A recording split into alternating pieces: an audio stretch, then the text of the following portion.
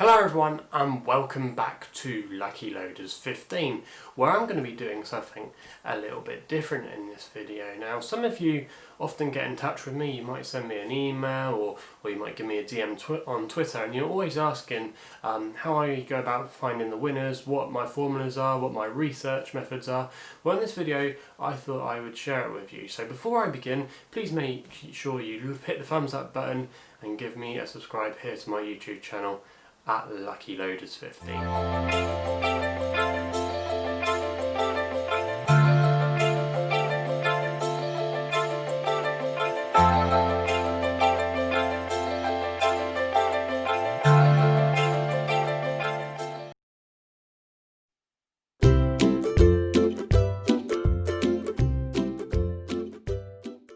Now, for me, the most important thing when assessing a horse race, or I'm going to give up a tip to you guys, is to try and assess the form of a horse. There's a lot of things to think about when looking at the form of a horse. How has it been running recently? Is it potentially well handicapped, or is it exposed? And when I say exposed, is it running at a career high mark, and might there not be much more to come from the horse? Has the handicapper got him where he is? That's always something you've got to think about. Can a horse maybe improve, or has it reached their ceiling? So that's something you should always think about. Another thing for me that's quite important when coming under the form umbrella, as you like, is the form of the jockey and trainers. Jockeys I wouldn't probably look so much at, but if a jockey hasn't had a winner for a long time, that would be obviously a concern. But for me, trainer form out of the two is where I would look at. I would always look at trainers and how they perform at certain times of year. Now, we're coming up to the jump season, you know, and a lot of the big guns that we normally might associate with Paul Nicholls, Nicky Henderson, Colin Tizard, you wouldn't normally think of them as getting too many winners on the board at this time of year. You know, you'll probably be looking for trainers such as Charlie Longsdon, Jamie Snowden, Dr. Richard Newland. These kind of names are the names you would want to be following in the summer jump season, as it were, if there was like kind of 2 seasons for the National Hunt Game. But that's always something I think you should take into consideration, and how the horses from that yard have been running recently. You know, for example, the majority of horse racing websites where you might get your form from, theracingpost.com or at theraces.com, they always give a 2-week window to assess how a trainer is doing. And you might see, for example, a trainer is operating at a 25% strike rate, and that is a fair indicator to show that the yard is informed. But all of those winners might have come at the beginning of that 2-week period, you know, and say they've had 10 runners since, all of them might have run stinkers, you know. So that would be possibly a concern if a yard, you know, like in their most recent runners, they've had some favourites, for example, and they've run well below par. That would be a concern to me. So that's something I think you should always look at. We all look at form different ways, and there's a big, like I said, umbrella that comes around the word form in horse racing. But if you can get a grasp on how a horse has been running of late and what it might do next time out, how you think the race might be run, is it a hold-up horse, is that where its best forms come from when coming off the pace or making all the running, it's something that I think you should think a lot about. And the 2 websites I use to look at the form is theracingpost.com and at theraces.com, and I'll leave links to them in the description box below. So if you're totally new to the game and you want to find some good statistics and good information about upcoming races, I'd recommend those 2 websites.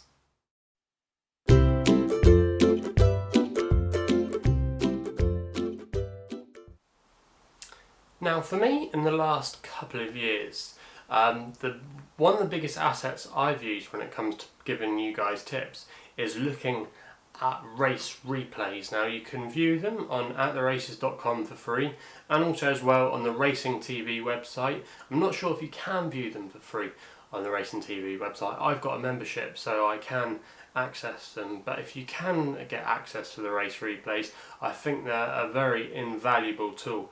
I've certainly learnt a lot from watching numerous races back, and I always watch the most recent runs of a horse which I put up here on my YouTube channel to see how they've been doing, you know, and it's definitely a massive tool, because for some of you guys, you might not watch race replays and you might just rely on the comments from people that might write the comments in the Racing Post or on the At The Races website or other horse racing organisations such as Timeform. You might just read the comments there and you might think that's how the horse run, but sometimes I have found that these people that write the comments have missed key bits of the horse's run, and sometimes you might watch a race replay back and you might find that that a horse got hampered and it stopped its chance of winning and it was unlucky that day, and it might not say that in the comments. So yeah, race replays are a really important asset, and you can sometimes tell possibly if you think maybe a horse might be running at the wrong trip. Maybe they went hard early and he got tired and then he just faded in the closing stages. Maybe that suggested he might want to drop back in trip. If he was running on strongly at the end, maybe he wants to go up further, you know, and then you see next time out that they are going to try a little bit further. It's definitely a really useful tool, racing replays, and I would definitely recommend that as one of my top tips for when trying to put a bet on a horse race.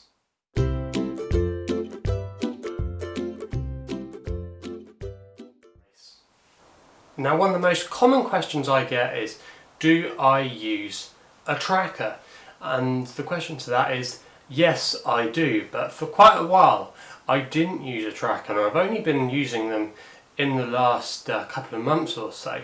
Now, the reason I use it is because of my work at Sky Sports Racing, where I work there as a researcher, and as part of my job I have to have a fair knowledge of French racing. So I don't follow the French racing day in, day out. So if I see a horse that I thought was quite eye-catching, I now put the horse that I thought that was eye-catching in that tracker. I use the attheraces.com tracker, which I think is a good tracker to use, and it means that every time the horse is going to run, I get an email saying the night before that it's going to run. So if you want to use a tracker, I would definitely recommend the At The Races tracker. And if you're someone that only maybe follows the sport a couple of times a week, you know, and you saw a horse on a particular day and you thought that you wanted to back it next time out, definitely put it in a tracker, and it means that you'll get notifications to your email address or to your phone to tell you that the horse is going to be running soon. So it's definitely an important one, and we all want to get a reminder surely as well, if we're busy, to make sure that we're going to be on it for hopefully when it wins, because we don't want to get that feeling where we saw it running on very strongly and then it goes and wins a big field handicap at say 25 to 1 on its next start. So yeah, trackers, I think something that I've taken a while to warm to, but I definitely think are a very valuable tool.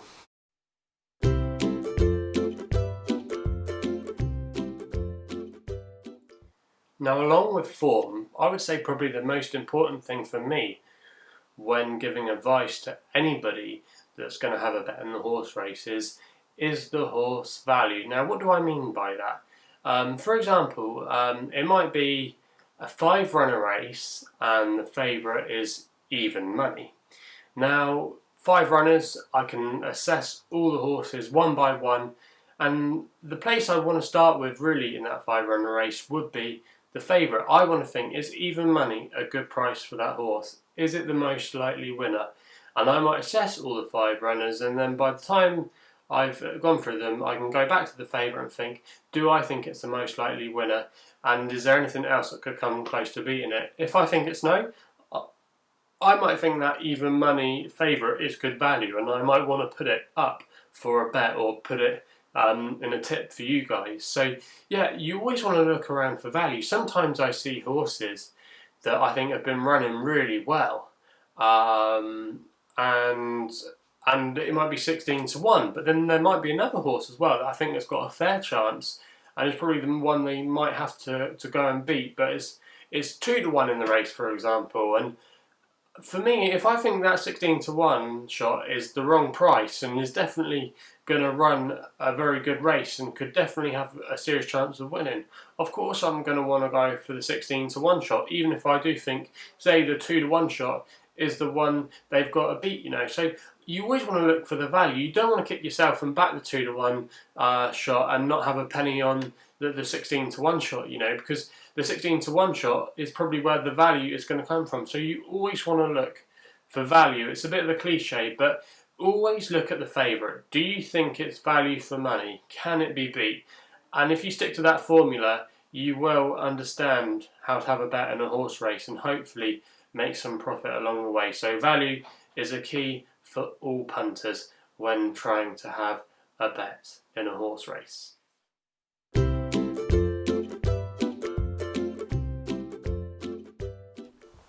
Breeding. Now, for a lot of people, they're not going to be experts on bloodstock, on horses' mummies and daddies, horses' families, but for me, I would definitely recommend you to look into this. Now, I would say probably the Racing Post is the best place to get as much information as possible on a horse's pedigree, because sometimes I always think it's a really good angle in to see how the horse's family have done in their career and what kind of family they come from, you know. For example, if a horse is going to be encountering soft ground for the first time, does it suggest that possibly in its pedigree it might be able to handle it? Did the sire run well on soft ground? But another thing I think is really overlooked in breeding is looking on the mum side of the family.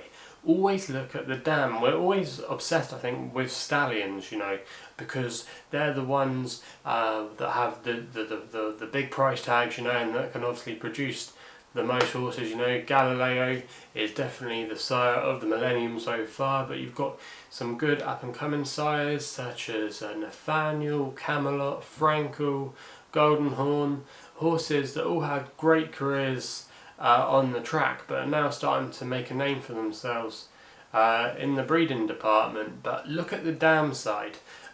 Look at how they did in their career if they raced, and how their offspring have handled things. You know, sometimes we might look at a horse and we know from its dad's side that it probably shouldn't handle soft ground, but then sometimes it appears that they do handle soft ground, and maybe we haven't given enough credit, or we haven't looked at the mum side of the pedigree a lot more. So always look at both sides. Always look at the mum and the dad of the horse to see what they achieved in their career, and to try and understand the family, and if that horse can reach that level or even do even better than it. You know, you're always going to learn a lot from breeding, and I think the more you look into it, the better and more knowledgeable punter you will become.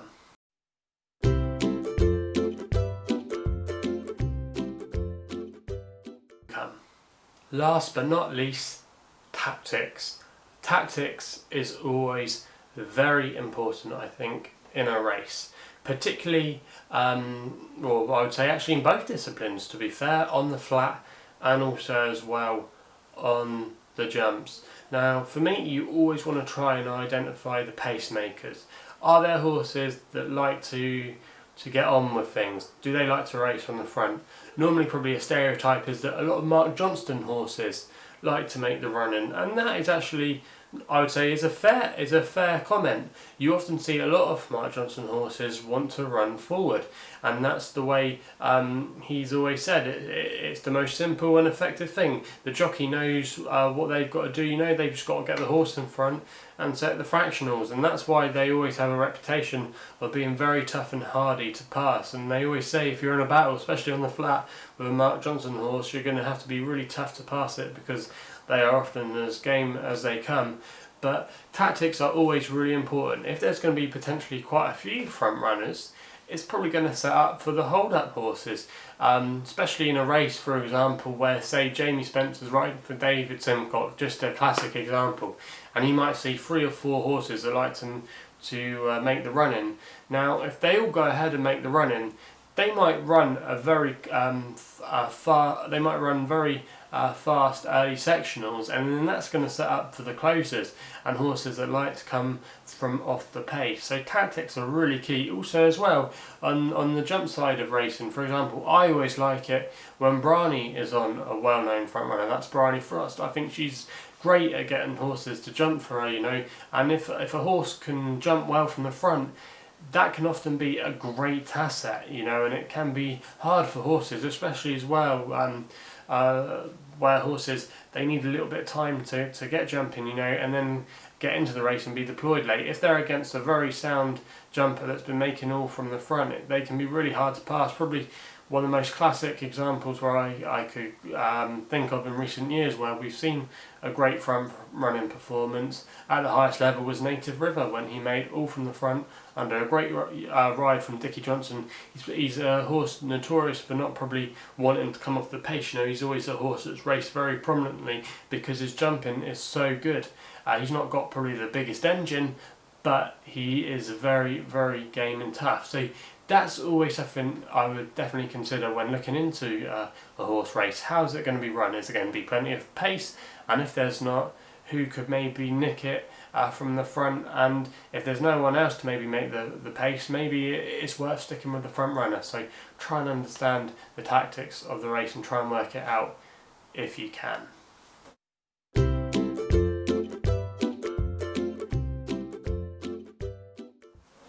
Now that is it for this video on my techniques and methods for having a bet on a horse race. I hope you've been able to learn something from this video. Also as well, if you haven't done so already, please make sure you hit the thumbs up, leave comments in the comments box below. What strategies do you use to have a bet on a horse race? I like to hear what you guys have got to say. And also as well, make sure for more videos you subscribe here to my YouTube channel at Lucky Loaders 15. So please gamble responsibly. I will be seeing you soon.